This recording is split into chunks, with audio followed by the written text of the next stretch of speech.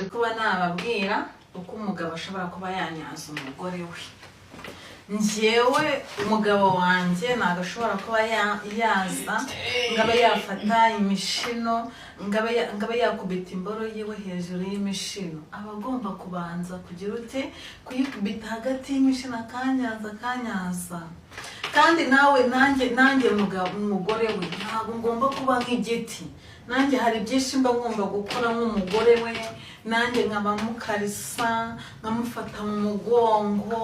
Hari byinshi mba ngomba kumukorera, mushimashima, musoma, kugira ngo nanjye umugabo wanjye tubashe kuba twaza kurangiriza rimwe. Weho umugore wigarama ngo umere nk'igiti, nujya kugarama ntabwo umugabo wawe azarangiza, nta nubwo azanishima. Nawe ushatse azagira azavuga ati si umuntu turi gukora imibonano mpuzabitsina ubundi ari mu biki. Ibyo ndi gukora nta gahunda bifitemo. Reka weho umugore nawe fasha umugabo wawe, numara kumufasha nawe azagira ubushake agire n'imbaraga.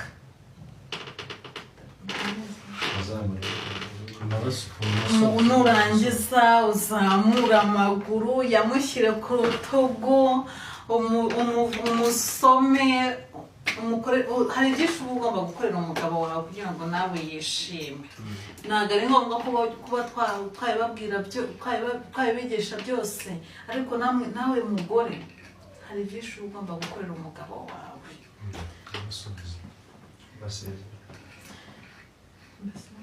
Nyine gusoza uti mwakoze kubana natwe muri iri somo ry'uyu munsi. Mwakoze kubana natwe muri iri somo ryacu.